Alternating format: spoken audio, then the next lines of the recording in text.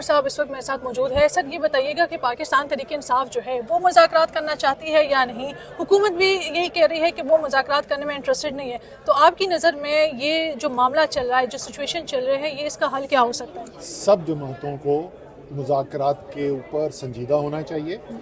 एक कोशिश हुई थी जिसमें मुज़ाकराती अमल शुरू भी हुआ था, लेकिन बदकिस्मती से वो बिल्कुल आगे नहीं चला। और मेरे ख्याल में, क्योंकि देखें तहरीक इंसाफ के अंदर भी और हुकूमती साइड के अंदर भी दोनों जगह पे ऐसे लोग भी मौजूद हैं जो समझते हैं मुज़ाकरात होने चाहिए, और ऐसे लोग भी मौजूद हैं जो समझते नहीं होने चाहिए।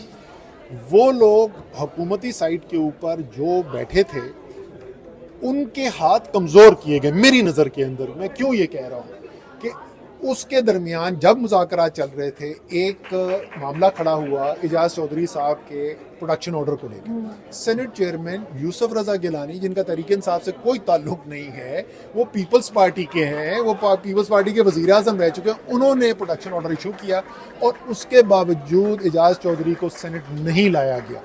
यानी एक पैगाम दिया गया। अच्छा, वो जो हुकूमती टीम थी, ज़ाहिर है उनके साथ भी ये बात उठाई गई और वो ये भी नहीं कर सके।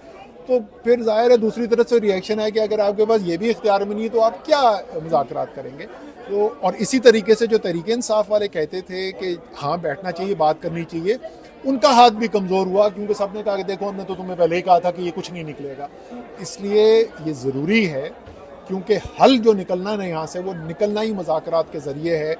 अगर आप समझते हैं कि सिर्फ ताकत के इस्तेमाल से पाकिस्तान के मसाइल हल हो सकते हैं, तो ना हुए हैं ना होंगे आगे। अच्छा सर ये बताइएगा, आप पाकिस्तान तहरीक इंसाफ का हिस्सा रहे, तो उस पार्टी और इस जो अब मौजूदा पार्टी है इसमें क्या फ़र्क है? मैं तो कहूँगा कोई बहुत ख़ास फ़र्क नहीं है। उस वक्त भी पार्टी जो है वो इमरान खान और इमरान खान की अवाम में मकबूलियत थी। आज भी पार्टी वहीं खड़ी है। मेरे ख्याल में कोई बुनियादी फर्क नहीं। जिस तरह हम देख रहे हैं कि एक दूसरे पे जो है क्रिटिसिज्म की जा रही है, एक दूसरे के खिलाफ जो है वो प्रेस कॉन्फ्रेंस होती है। मैं बताता हूँ ये फ़र्क मेरे ख्याल में क्यों आ गया है। ये फ़र्क इसलिए आ गया है कि उस वक्त भी आपस में इख्तलाफ राय होता था, उस वक्त भी ग्रुप बंदी होती थी, लेकिन वो जो भी होते थे, जो भी मामलात होते थे, वो एक कमरे में बैठते थे, इमरान खान सबकी बात सुनते थे और आखिर में एक फ़ैसला कर देते थे, और वो इख्तलाफ राय उस कमरे तक महदूद रहता था। अब ये हो रहा है कि वो इख्तलाफ राय सोशल मीडिया और इलेक्ट्रॉनिक मीडिया पे आ रहा है। और मेरी अपने पुराने साथी जो हैं उनसे दरख्वास्त सिर्फ यही होगी, ज़रूर इख्तलाफ राय रखें, आपस में होता है, हमारे वक्त में भी होता था, इसमें कोई गलत बात नहीं है, लेकिन खुदा का वास्ता ट्वीटें करके और प्रेस कॉन्फ्रेंसेस करके एक दूसरे के बारे में ना बात करें। अच्छा सर ये बताइएगा, जब आपकी दौरे हुकूमत में नवाज शरीफ गिरफ्तार थे तो उनको मुलाकात करने दी जा रही थी फैमिली से, लेकिन इस बार इमरान खान जब जेल में है तो हम देख रहे कई दिनों से उनकी बहनें जो है बाहर बैठी है, उनके वकला जो है उनको मुलाकात करने नहीं दिए जा रहे, तो इस पर आप क्या कहेंगे?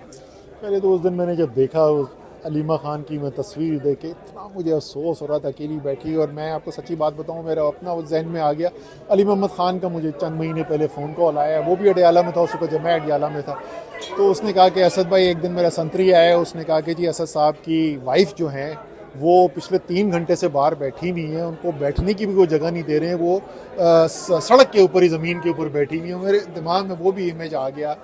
तो ये सब करने से सिवाय आप किसी लीडर की मकबूलियत में इजाफा करने के और कुछ भी हासिल नहीं करते। सर कल जो हमने देखे एक तकरीर हुई आर्मी चीफ की, काफ़ी जोश जज्बे के साथ उन्होंने तकरीर की, ओवरसीज़ पाकिस्तानी जो है उनको उन्होंने काफ़ी सराहा, तो इस तकरीर को आप कैसे देख रहे हैं?